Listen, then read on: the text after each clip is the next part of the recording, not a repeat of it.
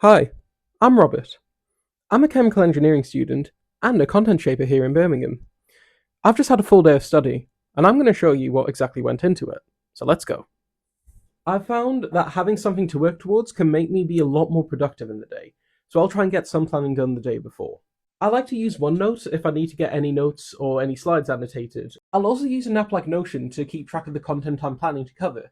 When I'm packing the day before, I make sure all the essentials go in first: a laptop, a paper, pencil case, water, and anything else I'll need that day.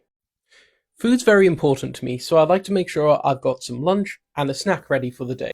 And the very last thing I do is get clothes for the day ready. It's minor, but it stops you from having to and ah about that in the morning.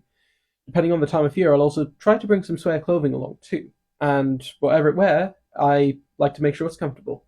With all the preparation done, I'm now ready to go out and study for the day. When it comes to me studying, where I study sometimes can be as important as when I study. Now, don't get me wrong, my room's great. It's got a lamp, it's got snacks, it's really comfortable, and there's a lot of stationery. You could practically sleep here. But it can get messy and distracting, so I like to try and study on campus a bit.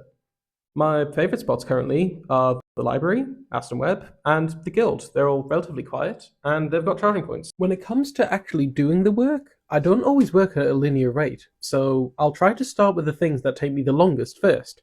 This is usually drawing graphs, but it can be also writing down notes. I'm a serial procrastinator, so to make sure I don't do it too much, I try to take breaks often. Even at the beginning when it feels like I can go on for hours, I try to take about 15 minutes break every hour.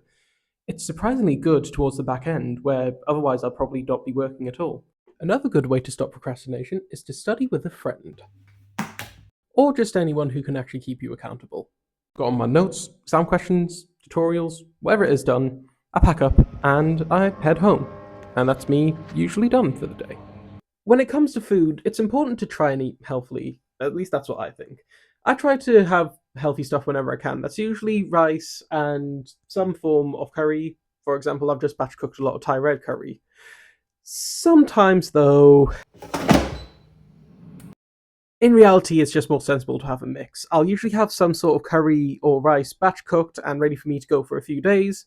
I'll also usually have some sort of frozen, ready meals and some pizza in the fridge to go to. The worst part of getting help's usually asking for it, so I always try to get started with that first. If you're having any content problems, it's always a good idea to shoot a question towards either your lecturer or your tutor. If you're worried about anything affecting your ability to work, be it physical or even mental health, it's always worth letting wellbeing know.